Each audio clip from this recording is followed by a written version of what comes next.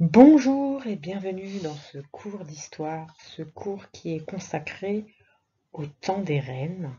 On va étudier 4 reines qui ont marqué l'histoire de France. La première que tu dois reconnaître, c'est Aliénor d'Aquitaine, ensuite Blanche de Castille, suivie de Anne de Bretagne et pour terminer, Catherine de Médicis. Avant d'étudier le parcours exceptionnel de ces reines, on va s'intéresser à comment devenir reine. Alors, je te propose ce petit exercice. Alors, sur cette image, on retrouve le roi, la mariée et l'évêque qui les marie. Je te laisse 10 petites secondes.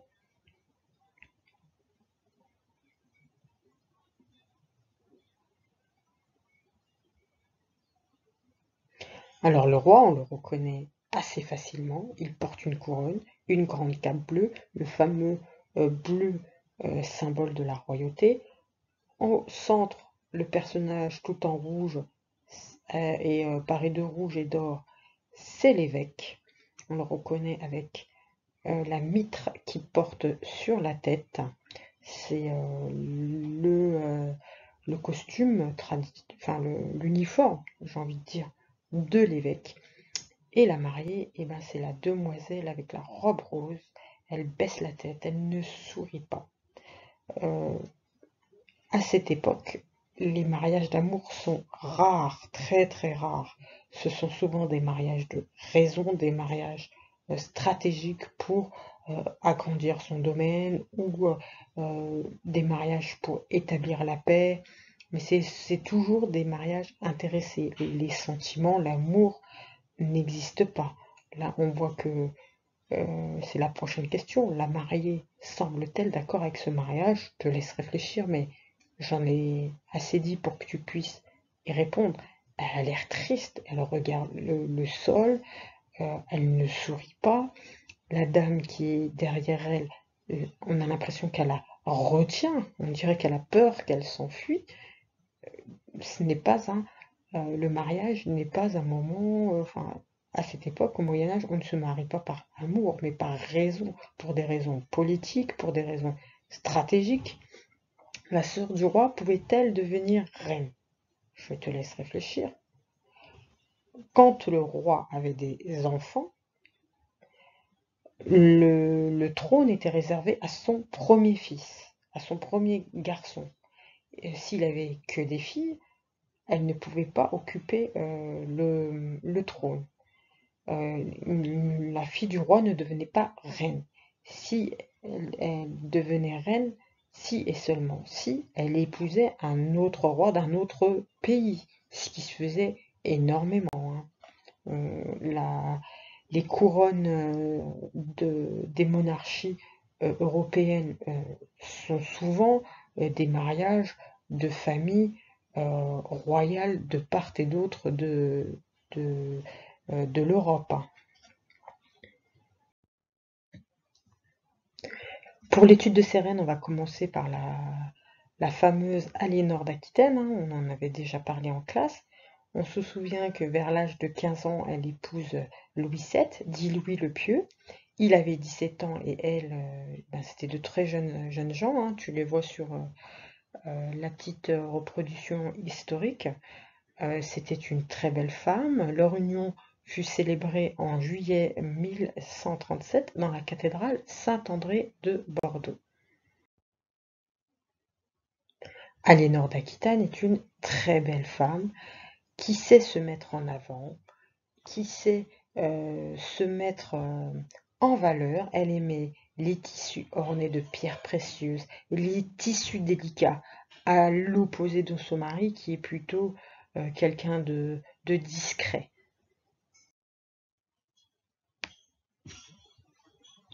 Aliénor d'Aquitaine était une femme très engagée politiquement, très religieuse. Elle participa même à la deuxième croisade, hein. Je ne sais pas si tu te souviens, les croisades, c'était des guerres de religion qu'on faisait. On allait jusqu'à Jérusalem. Il fallait récupérer la Terre Sainte, hein, là où le Christ était né, là où le Christ a vécu. Il fallait la récupérer, qu'elle redevienne chrétienne, car à cette époque, elle appartenait aux musulmans. Je te rappelle, pour que devenir roi, il faut que le roi ait absolument une descendance mâle, c'est-à-dire il faut qu'il ait absolument des fils, des garçons. Aliénor d'Aquitaine et Louis le Pieux ont eu deux filles, Marie de France, aussi connue sous le nom de Marie de Champagne, et Alix de France. Alors, étant donné qu'ils n'ont pas réussi à avoir de fils, Louis VII demande l'autorisation de divorcer au pape au motif de consanguinité. On essaye de trouver. En gros, c'est un gros prétexte pour divorcer parce qu'il n'arrive pas à avoir de fils avec Aliénor d'Aquitaine. Il est convaincu que c'est de la faute de son épouse. Il convainc le pape de lui accorder le divorce sous prétexte de consanguinité.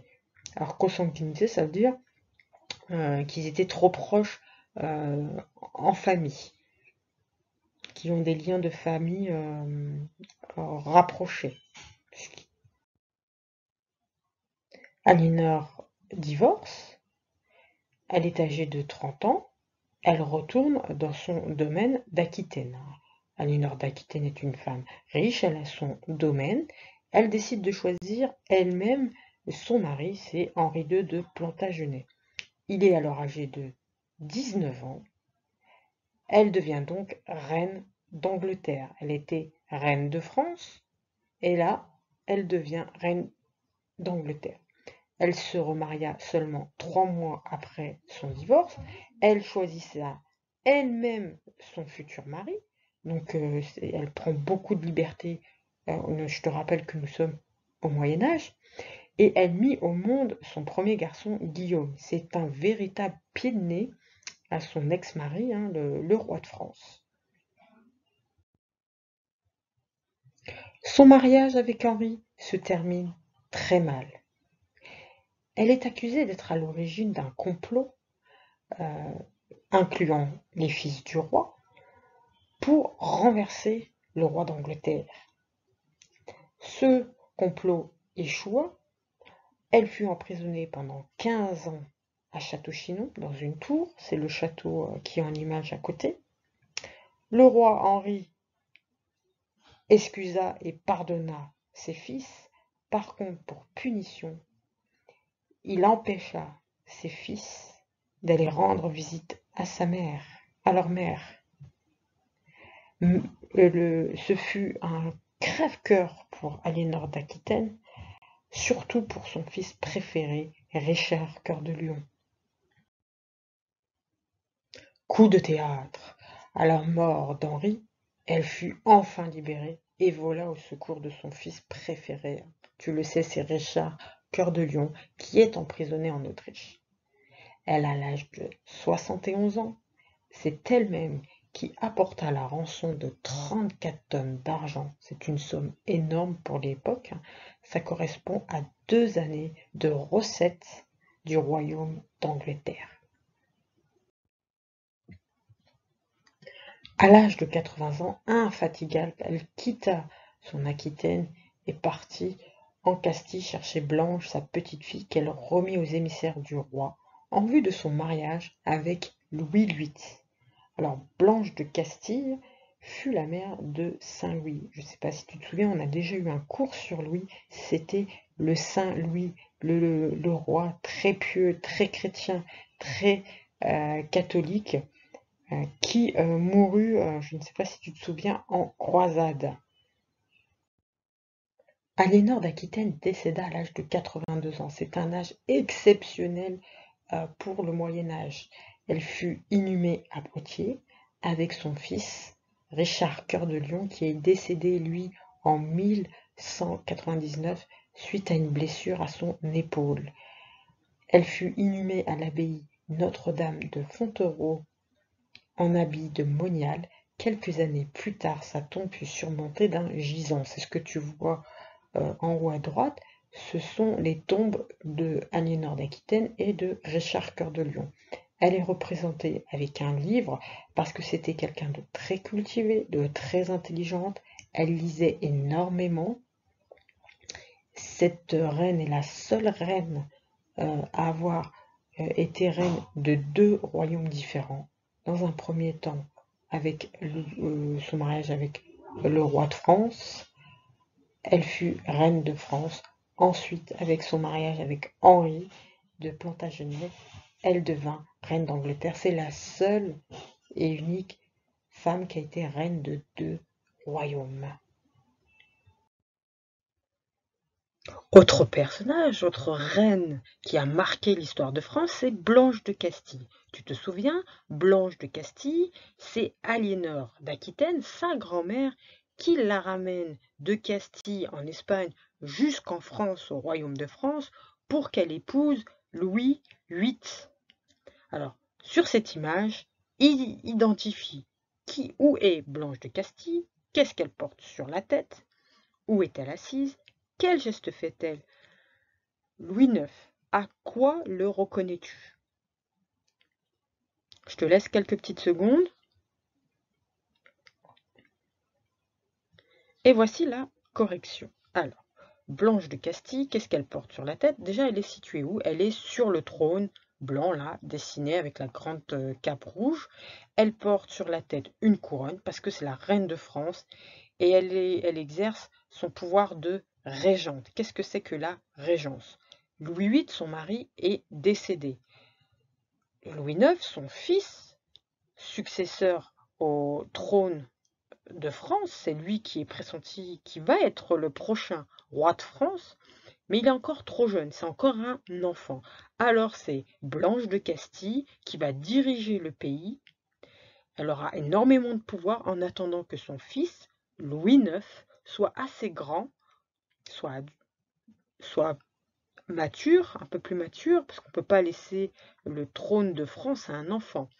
On attend qu'il soit un peu plus âgé et en attendant, elle est régente, c'est elle qui va diriger le royaume de France. Alors sur cette image, quel geste fait-elle? On voit qu'elle pointe du doigt, elle donne des ordres, d'accord? On se demande où est Louis IX et à quoi on le reconnaît. Je ne sais pas si tu te souviens, Louis IX, c'était un roi très religieux, on l'appelait Saint-Louis, c'était un roi très sobre. Ça veut dire quoi être sobre? C'est quelqu'un d'être très simple.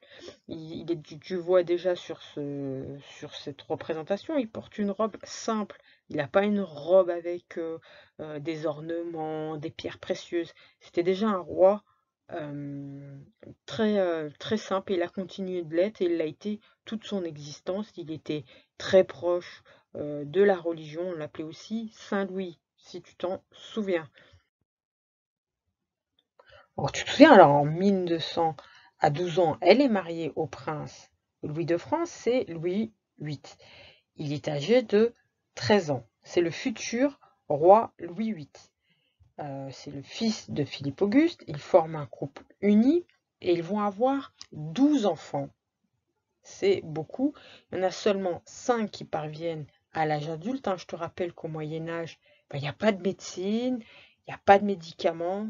Les conditions sanitaires sont loin d'être extraordinaires. Il y a énormément de mortalité infantile. La mortalité infantile, c'est que les enfants mouraient très jeunes parce qu'il n'y avait pas de soins, il n'y avait pas de vaccin. Donc elle a eu, en tout et pour tout, 5 enfants qui ont réussi à parvenir à l'âge adulte, dont Louis IX qui sera roi de France. Alors Blanche de Castille était une femme cultivée, pieuse. Elle veilla à ce que son fils Louis IX ait une éducation religieuse exemplaire. D'ailleurs, cette éducation a porté ses fruits puisque Louis IX était considéré comme un saint. On l'appelait Saint Louis. Et dans la religion catholique, les saints sont des disciples du Christ qui sont très respectés et qui sont fêtés. Blanche de Castille jouera un rôle très important en réprimant des révoltes féodales. Quand son fils part en croisade, tu te souviens, Saint Louis est parti à Jérusalem en croisade pour récupérer la Terre Sainte. C'est ce qu'on faisait beaucoup au Moyen-Âge. Et d'ailleurs après, c'est de monter des croisades pour récupérer la Terre Sainte. C'est une des miniatures qu'on avait étudiées. Et bien pendant ce temps-là, quand Louis IX était parti en croisade, et ben les autres seigneurs, ils en profitaient pour monter une révolte, pour renverser le pouvoir et récupérer le trône. Donc elle a joué un rôle important en réprimant. Alors réprimer, c'est punir et empêcher les révoltes des autres grands seigneurs.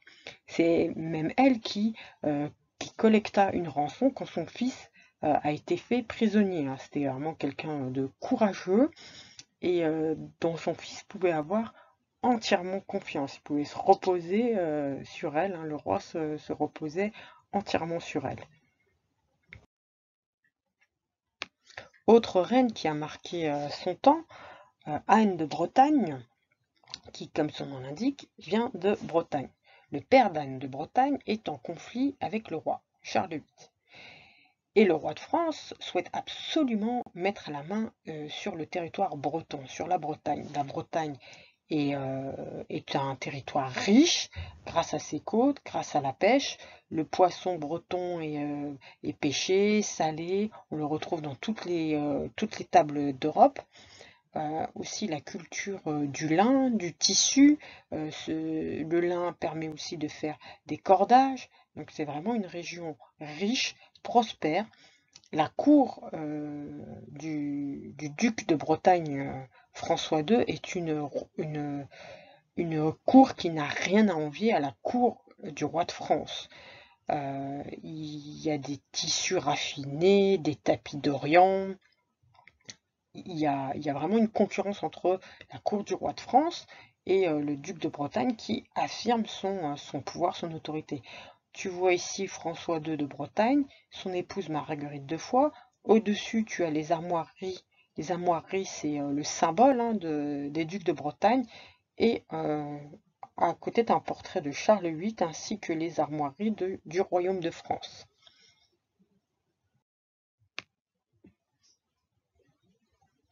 Anne de Bretagne a reçu une éducation exceptionnelle, grâce notamment à la baronne de Chateaubriand, Françoise de Dinan. Elle sait lire, elle sait écrire en français et en latin. Pour toi, ça peut paraître extraordinaire, mais à cette époque, c'est très rare qu'une femme sache lire, sache écrire. Elle connaît des rudiments d'allemand, d'espagnol. Elle sait monter à cheval, ça c'est quelque chose d'exceptionnel. C'est une excellente cavalière et ça va l'aider plus tard. Elle joue du luth, un instrument de musique qui ressemble à de la guitare. C'est quelqu'un de très cultivé, très intelligente, qui a énormément de connaissances et tout ça, ça va la préparer à son destin. Comme je te l'ai dit précédemment, le père d'Anne de Bretagne refuse de se soumettre au roi. La Bretagne est une région riche grâce à son littoral, la pêche, la culture du lin, la fabrication de tissus, des cordages. La région est très riche et elle suscite les convoitises des autres rois.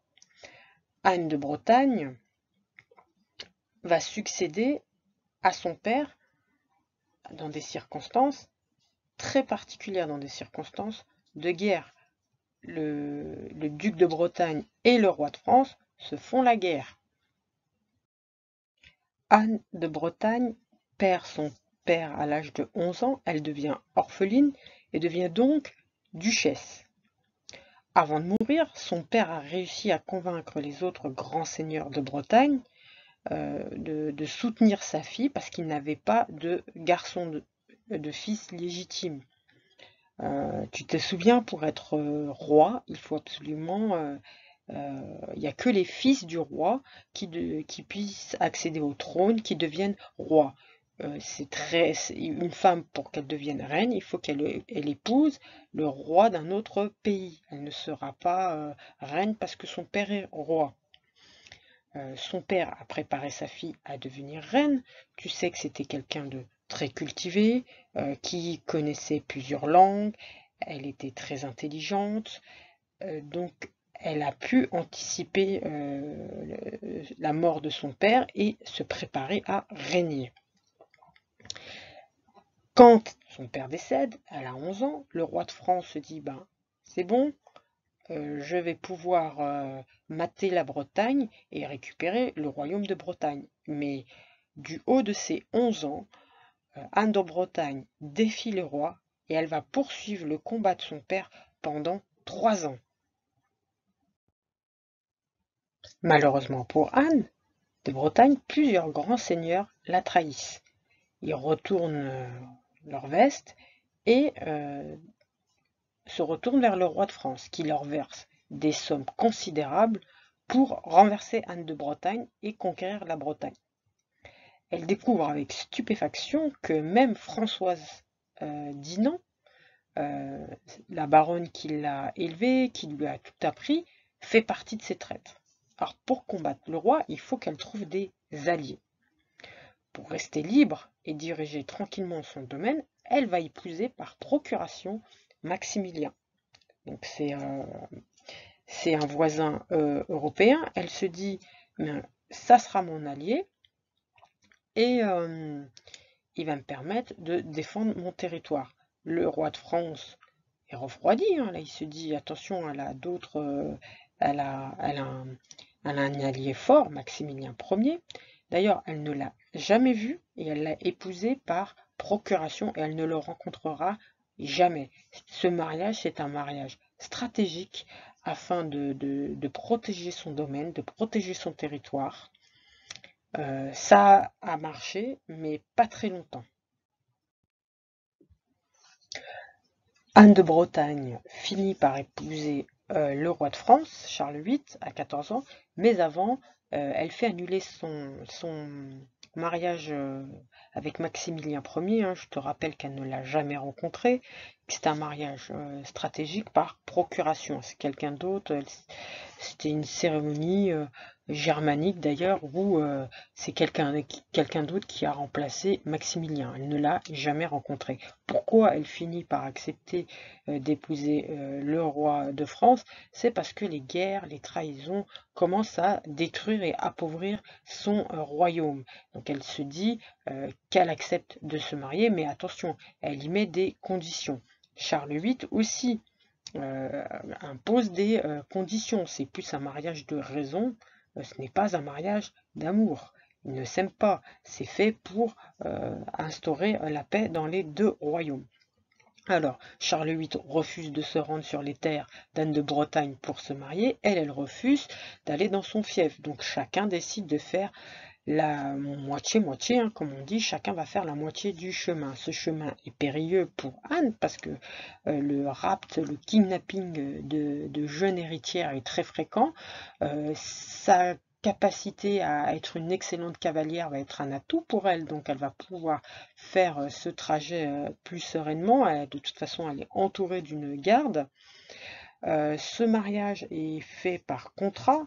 Elle souhaite conserver son royaume. Si son époux décède, elle négociera quelle sera la prochaine reine pour ne pas, pour éviter que son royaume tombe aux mains de quelqu'un d'autre, qui représente la Bretagne. Elle accepte ça en espérant conserver l'autonomie de la Bretagne. Elle va également aussi conserver son identité bretonne. Elle aura toujours sa cape bretonne. Et c'est en ce sens-là que c'est quelqu'un d'exceptionnel, c'est qu'elle a su imposer des choses à son jeune âge. Elle n'a seulement 14 ans. En 1498, le roi Charles VIII décède accidentellement. Hein. Il souhaite se rendre à une salle de jeu, une salle de jeu de paume. Hein. C'est un jeu où on joue avec la paume de la main en renvoyant une balle. En s'y rendant, il passe par un chemin où ça sent pas très bon. Alors il presse le pas, il va un peu plus vite et il se heurte, sa tête heurte une porte, hein, une partie de porte. Il tombe, il se relève, il mourra quelques heures plus tard. Anne de Bretagne devient veuve. Dans son contrat de mariage, elle avait demandé à ce qu'elle, de son vivant, elle conserve la Bretagne, donc elle sera à nouveau reine, elle va épouser Louis XII en 1499. Contrairement avec son mariage avec Charles VIII, ce mariage est basé sur la confiance. Anne de Bretagne en profite pour reprendre les commandes de la Bretagne. On qualifie Anne de Bretagne d'homme de pouvoir. Anne de Bretagne et Louis XII auront 2 filles, Claude et Renée. Anne de Bretagne refuse que sa fille épouse François Ier. À la mort d'Anne de Bretagne, Claude épousera François d'Angoulême, elle épousera quand même François Ier. La noce qui est célébrée, tous les invités seront habillés de noir, ils porteront le deuil d'Anne de Bretagne. Anne de Bretagne décède en 1514. Louis XII va très rapidement se remarier après la mort de Anne de Bretagne. Il n'aura pas de fils. Il va se marier avec Marie d'Angleterre. Il n'aura pas de fils. Donc, sa lignée s'arrête et François Ier devient roi de France à la mort de Louis XII. Autre personnage qui a vraiment marqué le temps des reines, Catherine de Médicis. Son nom doit te dire quelque chose. Son nom est tristement célèbre parce qu'il est rattaché au massacre de la Saint-Barthélemy. On en reparlera dans son cours, on l'a vu précédemment de quoi il était question de ce massacre de la Saint-Barthélemy. Alors Catherine de Médicis est italienne. Elle est née à Florence en 1519. Les Médicis sont une famille très riche, une famille puissante de banquiers. Ils sont des mécènes, de grands artistes, donc c'est-à-dire qu'ils vont aider les artistes à se développer, des peintres, des sculpteurs, des musiciens. Elle grandit dans un domaine artistique et sa famille est très liée au Vatican. Elle a notamment son oncle qui est pape. Alors, il y a un conflit qui éclate entre Charles Quint et François Ier. François Ier a le soutien du pape. Charles Quint est furieux, il envoie ses troupes à Rome. C'est le massacre, c'est le pillage de la ville de Rome. On appelle cet événement le sac de Rome. Alors, les républicains en profitent pour tenter de renverser les Médicis. Catherine de Médicis est choquée par cet événement. Elle a alors 8 ans et pour la protéger, sa famille l'envoie dans un couvent. Alors un couvent, c'est un endroit où il y a des religieuses qui s'occupent de l'éducation de Catherine et c'est une éducation très religieuse et austère. Alors à 14 ans, elle doit être mariée. Son oncle, le pape Clément VII, et François Ier organisent son mariage avec le second fils du roi qu'on appelle le jeune Henri. Alors c'est une aubaine pour le royaume de France parce que Catherine de Médicis est très riche. Elle a beaucoup d'argent, sa dot, c'est ce qu'elle va donner à son mari en échange de son mariage, représente énormément d'argent. Alors, Catherine de Médicis est italienne et elle est accueillie très froidement à la cour de France. Elle est très amoureuse de son mari, mais malheureusement pour elle, son époux, Henri le Jeune, préfère passer son temps avec Diane de Poitiers, qui est sa maîtresse. Il a 15 ans, elle en a 35, ça a été sa gouvernante, mais cette femme... on la qualifiera de plus que la reine. Catherine de Médicis sera mise de côté par son époux, Henri le Jeune, et celui-ci passera tout son temps avec Diane de Poitiers. Catherine de Médicis sera mise de côté, humiliée et trompée par son mari, Henri le Jeune. Henri le Jeune est le deuxième fils du roi, donc il n'est pas destiné à être roi de France. François III de Bretagne, le premier fils de François Ier, décède.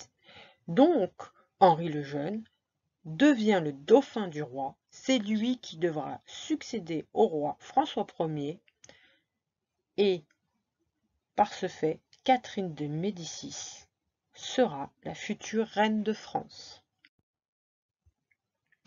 Après plusieurs années de mariage, après 11 ans de mariage, Catherine de Médicis ne donne aucun enfant au roi. Dans la cour, on commence à dire qu'elle est stérile, qu'elle ne peut pas avoir d'enfant. Elle risque la répudiation. Tu te souviens qu'un roi peut répudier sa femme si elle ne lui donne pas d'héritier. Si elle est stérile, eh ben, le pape dissout le mariage et le roi peut se marier avec quelqu'un d'autre. Après 11 ans de mariage, elle donne enfin naissance à son premier enfant. 6 autres suivront. Elle a eu 3 filles, Claude, Marguerite et Élisabeth. Elle aura surtout 4 garçons, François, Charles, Henri et François. Elle se dit que la dynastie des Valois est assurée, qu'elle avait peu de chances de s'arrêter, mais l'histoire lui jouera un mauvais tour. Comme je te l'avais dit, Catherine de Médicis est très amoureuse de son mari, mais malheureusement pour elle, il lui préfère Anne de Poitiers. D'ailleurs, c'est elle qui élèvera ses enfants, elle est humiliée, elle est rejetée par son mari. Elle en profite cependant alors pour faire évoluer les mœurs de la cour de France. Par exemple, grâce à elle, les femmes ont droit de galoper, de porter la culotte, ce qui choquera l'Église.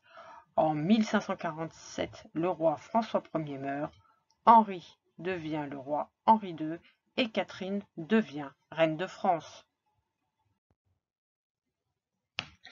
Je ne sais pas si tu te souviens, mais on est dans le royaume de France. On n'avait avant que des catholiques. Il y a eu la naissance du protestantisme et malheureusement il y avait des troubles religieux qui secouaient le pays. Mais Catherine de Médicis, elle est plus superstitieuse que croyante. Elle consulte des astrologues. Elle a une chambre avec des cabinets de curiosité où elle cache des petites caches secrètes. On dit qu'elle fait des décoctions, des filtres. Et elle reçoit notamment des astrologues très connus, hein, Nostradamus et Luc Roich, et ils vont lui faire des prédictions assez glaçantes. Hein. La première, c'est qu'on lui dit que la dynastie des Valois sera rompue. Elle se dit que c'est assez étrange, vu qu'elle a eu 4 fils avec son roi, que ce serait étonnant que les 4 meurent et que la destinée des Valois s'arrête. Une deuxième, on lui dit qu'elle vous mourrez près de Saint-Germain. Elle se dit, bon d'accord. Et une prédiction qui va la terrasser, hein, c'est que votre mari devra mourir à sa 14e année, l'œil crevé lors d'un duel. Nous allons voir si l'histoire donne raison à ces deux astrologues. Le roi Henri II est féru des tournois. Être féru de quelque chose, c'est aimer par-dessus tout. Donc il aime faire des tournois, il en organise. Le 30 juin 1559, le roi Henri II a 40 ans et 3 mois. Il organise un tournoi à Paris. Il affronte Gabriel Delorge, comte de Montgomery.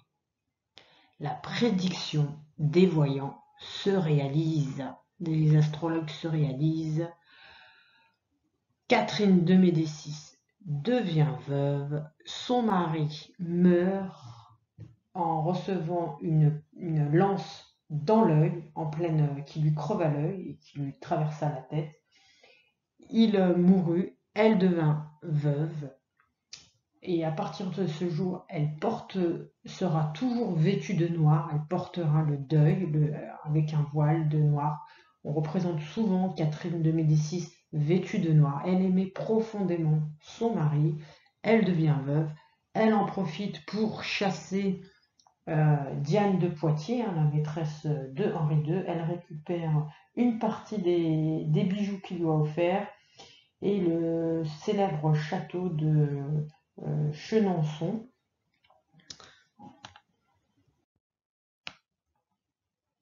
Catherine de Médicis devient régente. Tu te souviens, régente, c'est s'occuper du royaume en attendant que le dauphin, le fils du roi qui doit devenir roi, soit en âge de gouverner. Elle attend que son fils soit en âge de gouverner, elle récupère un pays profondément divisé. On a d'un côté les catholiques, les protestants et les politiques. Alors, ce qu'elle va faire, c'est qu'elle va s'entourer de femmes ravissantes pour faire calmer les esprits guerriers. Son fils, François, monte sur le trône à l'âge de 15 ans, mais il ne règne que 1 an et demi et meurt.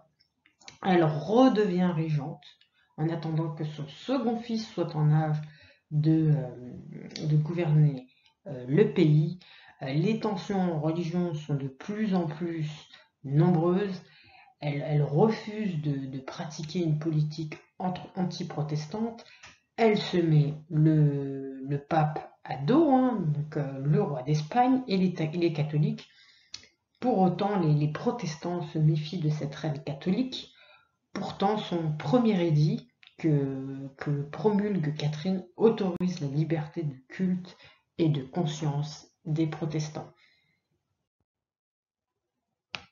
Le troisième fils de Catherine accède au trône. Le nouveau roi, Charles IX, est décidé à régler les problèmes religieux.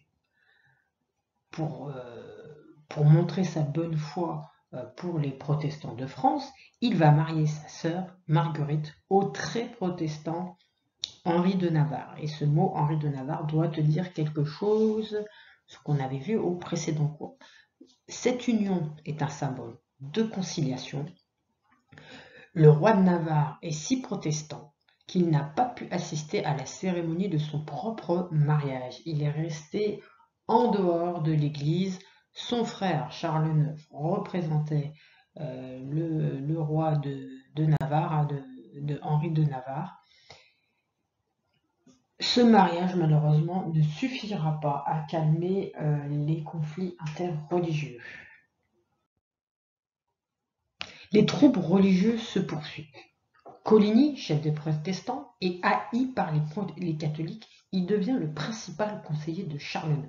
Il a énormément d'influence sur l'Europe. En Europe, le protestantisme s'étend jusqu'à envahir sa propre cour. Et Coligny devient le père spirituel du roi. Charles IX s'éloigne de sa mère. C'est alors que Catherine de Médicis reprend la main. Elle ne supporte pas que Coligny, ce protestant, on rappelle que Catherine de Médicis est catholique, sa famille est liée au Vatican. Je te rappelle que son oncle qui l'a marié, c'était le pape, donc elle voit d'un très mauvais œil que ses enfants soient trop proches du protestantisme, que son fils, le roi de France, Charles IX, soit sous la coupe de Coligny. Elle tente de le faire assassiner. Elle engage un tueur pour assassiner Coligny. Il va s'en sortir, il sera seulement blessé à la main, ce qui engendre la colère des protestants. Les protestants sont furieux, ils réclament la justice au roi. Catherine de Médicis avoue à son fils que c'est elle qui est à l'origine de cette tentative d'assassinat. Elle lui dit que, à son fils, elle le prévient que les protestants le suivront jusqu'au Louvre, jusqu'à son palais. Il prend peur et il prononcera cette fameuse phrase « Tuez-les, mais tuez-les tous pour qu'il n'en reste pas un pour me le reprocher ». Suite aux paroles de son fils, Catherine de Médicis ordonne l'assassinat des chefs politiques protestants. Mais malheureusement pour elle, la situation s'envenime et gagne le pays entier. Tu te rappelles, c'est le massacre de la Saint-Barthélemy. Petit rappel du précédent cours. Le massacre de la Saint-Barthélemy. On s'agite à la cour du roi de France. On murmure que le pays va entrer en guerre contre l'Espagne. Les nobles protestants espèrent cette guerre et tentent de convaincre le roi de la déclarer. Les catholiques, en revanche, y sont opposés. Ils craignent un désastre pour l'armée française. Par chance, ils ont le soutien de la reine, Catherine de Médicis. Le 22 août au matin, un coup de feu est tiré dans les rues de Paris. Un catholique aurait tiré sur un noble protestant. À la cour, les protestants crient vengeance et la reine prend peur. Il faut les arrêter avant qu'ils ne mettent la royauté et le pays en danger. Le roi finit par trancher. Eh bien soit, mais qu'on les tue tous, qu'il n'en reste pas un pour me le reprocher après. Le 24 août, jour de la Saint-Barthélemy, à 3 heures du matin, quelqu'un fait sonner la cloche à l'église de Saint-Germain-l'Auxerrois, en face du Louvre. C'est le signal. Des gardes se précipitent partout dans Paris pour mettre à mort les nobles protestants qu'ils trouvent. Réveillés par le carillon, les Parisiens viennent leur prêter main forte et massacrent à tour de bras des femmes, des hommes et des enfants, allant les chercher jusqu'à dans leur lit. À la mi-journée, le roi se rend compte de ce qui se passe et tente de faire cesser le massacre. À sa demande, on sonne la trompe dans les rues. La chasse aux protestants s'arrête, puis reprend de plus belle. Elle gagne bientôt d'autres villes du royaume. Le massacre dure 2 jours à Paris, plus d'1 semaine dans le reste du pays. À la fin du mois d'août, on compte les morts. 30 000 protestants ont été massacrés. Maintenant, tu comprends pourquoi de nos jours, on prône la tolérance entre tous, quelle que soit la religion de chacun.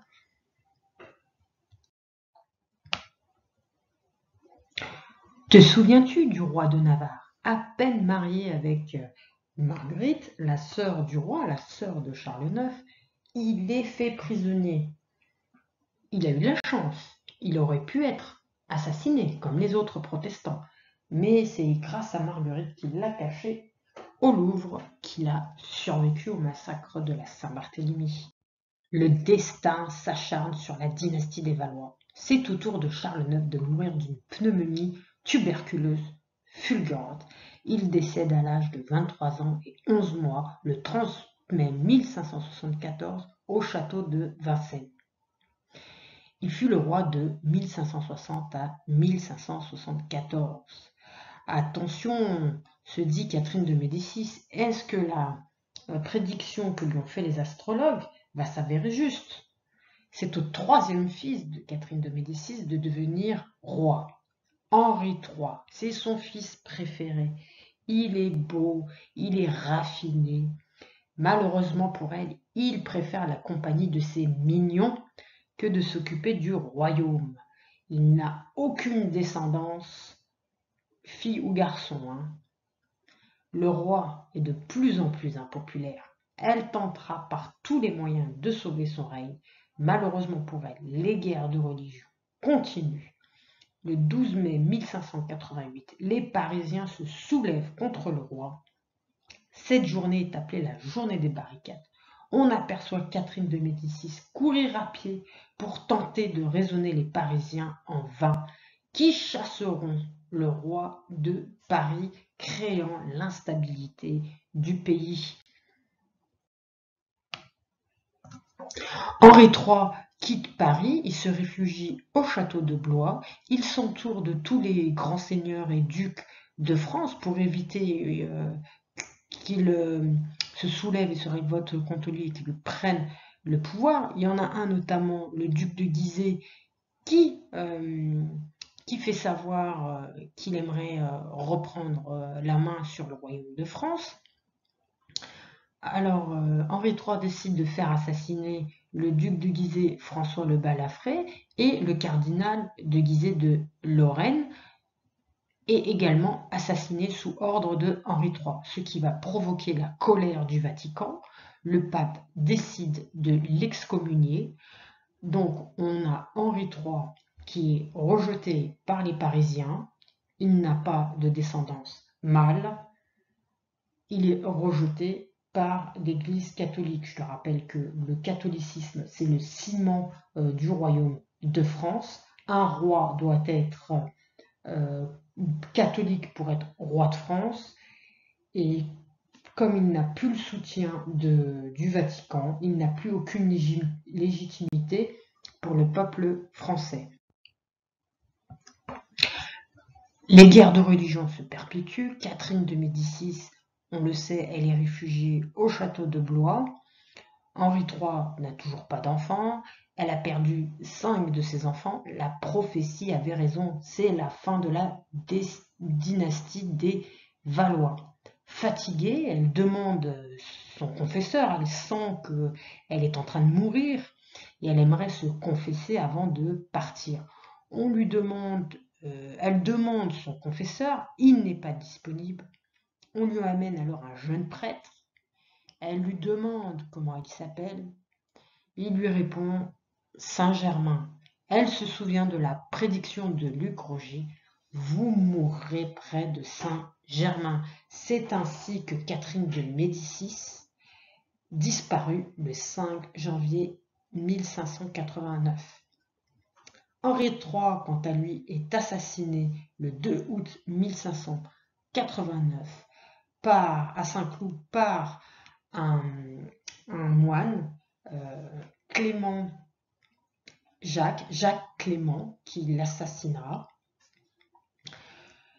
Avant de mourir, parce qu'il a été poignardé, son agonie a été longue, son agonie c'est quand on meurt, il fait réunir tous ses ducs, tous ses seigneurs, tous ses généraux, et leur demande à sa mort, il désigne le roi de Navarre pour successeur, pour futur roi, parce qu'il n'a pas de fils. Le roi de Navarre, on se souvient, il est protestant, donc il a dû se convertir au catholicisme pour être roi de France. C'est le début de la dynastie des Bourbons. Et pour terminer ce cours, la trace écrite que tu devras écrire dans ton cahier de géographie, d'histoire, pardon. Et pour terminer ce cours, la trace écrite que tu devras écrire dans ton cahier d'histoire, les reines de France n'avaient pas de pouvoir. Quelques-unes ont pourtant joué un rôle important, notamment si leur fils était encore jeune quand leur mari mourait. Tu te souviens, ça s'appelle la régence. Elles dirigeaient alors le royaume de France en attendant que le futur roi soit en âge de diriger le pays. Aliénor d'Aquitaine, Anne de Bretagne et Catherine de Médicis ont marqué leur époque. J'espère que tu as apprécié ce cours. N'hésite pas à le visionner plusieurs fois parce qu'il y a beaucoup de détails, de choses à comprendre. C'est un cours assez complexe. J'espère que tu l'as apprécié et je te dis à bientôt.